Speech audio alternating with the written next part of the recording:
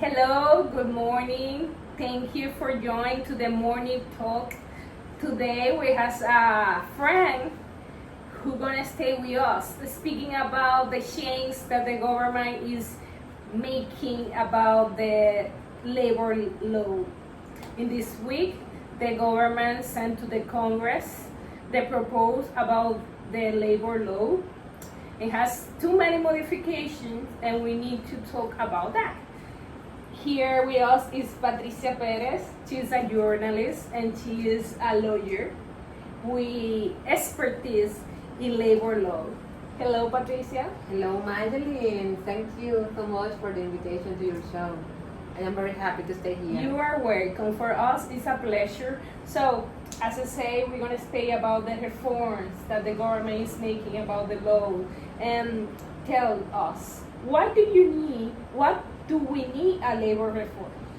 Well, being honest, it's necessary to reform the labor code or the labor law in the reason that the last modification, the last year was in 1922. So the actual code, the actual labor code has 32 years. And as you know, time have passed, societies have changed, and obviously we need a law that be according to this time. That's why I agree with the modification, even there are some points that we still need to discuss, but it's necessary in the way that it's necessary to improve the relationship between the workers and between the employers. Okay, and what are the main changes that the proposed have? Well, some of the change that make this code that. Thank you, Marjorie. Some of the change that is present in this reform are the remote work. After the COVID-19, this is a reality nowadays. In this situation, our Congress have decided that it has to be legal, the remote work, because this is a reality nowadays. And other changes is increase the days of or 3 days after the maternity, and increase the days for the men to become fathers too. And other changes that they are introducing in this modification of the labor code are the improve the domestic work, because those women sometimes it's very informal, the work that they do, and the government desires that they have more rights, more rights, more social security, higher salaries, and less hours working. So that's the idea. And some of the modification to the article that the government is making is about that, Patricia, is to strengthen the right of worker and employee. And suppose with this, we increase the capacity to create new jobs, create new jobs, to increase the productivity of the people and the competition. Yes, but there is a controversial point, because our businessmen, companies, all the time they say, yes, we need to increase the employees in the Dominican Republic. That's why we as businesswomen or businessmen, we cannot pay, they say that they cannot pay the severance pay is called. Those are some benefits that the workers have, but they say that these are very high cost for the companies and that they cannot pay that. And that's one of the point that is very controversial in the labor reform, that is not accepted, especially by the workers.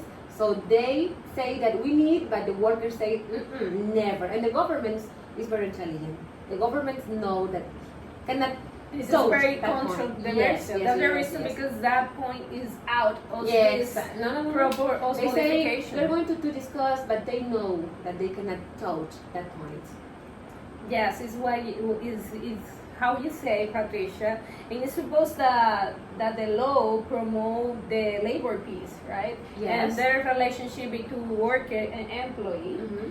And there are a point that the chains that the chain of the law make is the judicialization of the labor relationship. You know that sometimes when they broke a contract, the most of the power is of the worker to go to the law and say like, hey, my employee is not making. No, what's good with me? He don't pay me who is supposed. I was working more hours, and this is a process when they are in the hands of the law, they take so many months and years, and it's a long process. Yes. Who costs a lot. They say that, but that's not necessarily benefits to the workers, because almost all of the workers, they don't know law. They say, no, you can do it alone. You can go alone and do it, but that's not true. Some workers doesn't know how to write. They don't know how to read. So they need a professional of the law that help them to do that process until they get the benefit and until the businessman pay the money. So that point is other controversial. Is also controversial because it's not good for the workers. They say that it will reduce time, but at the end it only will benefit to the businessman and businesswoman. Yes. Yes.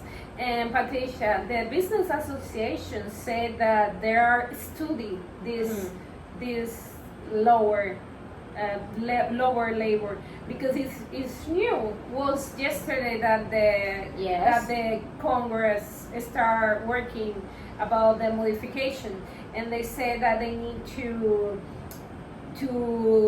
do it in other moment because in this time the Congress is immersed in a constitutional and fiscal reform. So, and at the same time, there are studies about the general budget, the presupuesto nacional in Spanish.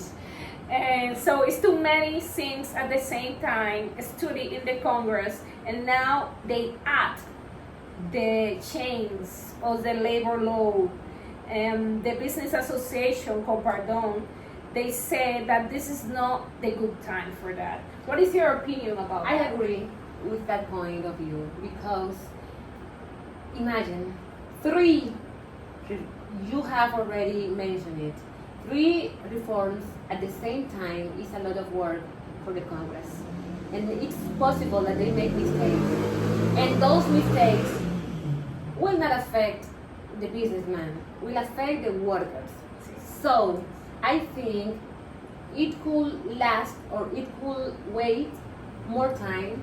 Even now is introduced in the Congress, but it can stop here until the other 2 reforms get known and then start seriously and with a good idea and volunteer to discuss and to finally how do I say that that word, to make a law that benefits not only the workers, the business association too. They say that they need to make agreement between the companies, the people, and the employee. That is not to do a labor reform just for do it.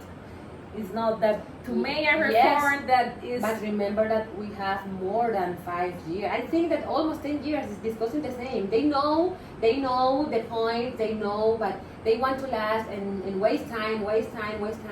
But the reality or the reality is that they know what to do, but the point is that they don't want. Because we have a long time discussing the same thing and the same point. What do you think will be the future of the labor reform? Well, I think that the future, you mean future? Do you think that they are open conversation between business association and the Congress and the government, or do you think that it's gonna be? Yes, I think they are open to do it, and it's mandatory to do it too. But at the end, for me, the most important thing is that not all is that workers be protected, and the business association be protected too, because workers need employment, and only the business association can create it. So we need a labor reform that protects both areas. Yes, The a workers, balance. exactly, the workers and the business association, because that's necessary for the develop of the Dominican Republic. Yes, Patricia.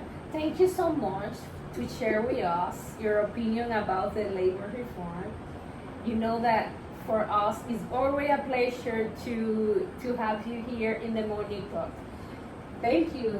Thank you so much for the invitation. I am very happy to stay here, and I hope that this opinion helps the government and helps the Congress to take a nice decision for all sectors involved. Thank you, Patricia.